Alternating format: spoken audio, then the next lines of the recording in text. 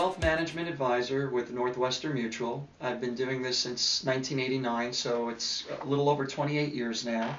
I help families and business owners to achieve their financial goals through a planning process. We'll take a look at the numbers, but really more important than numbers is trying to find out a little bit more about their goals.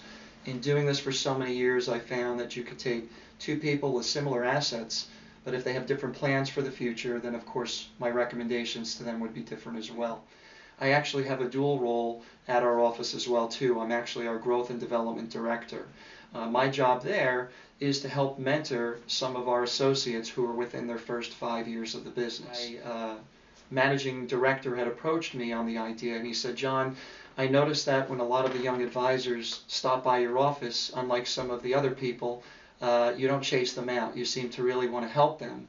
And I said, "I do, but I don't know if I really want to have a management role as well." And he said, "Well, why don't you just give it a try?"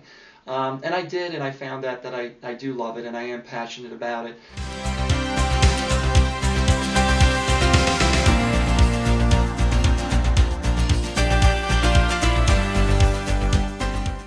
When I first started my career, somebody had said to me, "John, you don't become rich in this business without enriching the lives of other people first." And I think what he meant is not only rich financially, but rich emotionally, rich spiritually. And that's kind of been my philosophy in life as well too. Life is so much more enjoyable when you're doing things to help other people.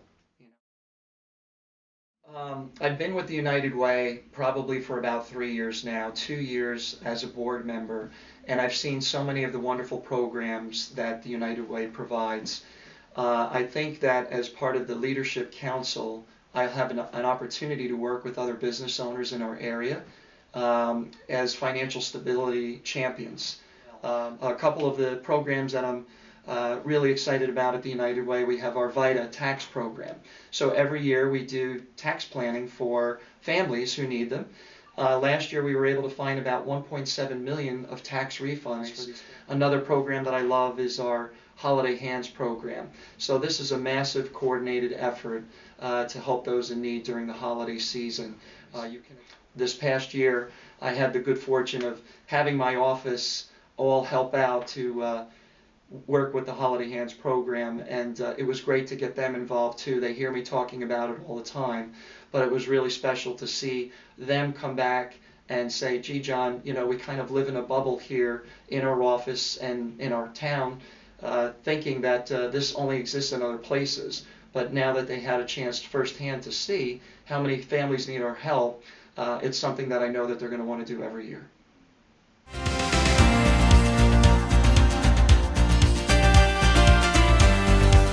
Turned 50, milestone birthday, but I remember 10 years ago when I was about to turn 40 that I hadn't been to the doctor in probably, admittedly, about 5 or 6 years.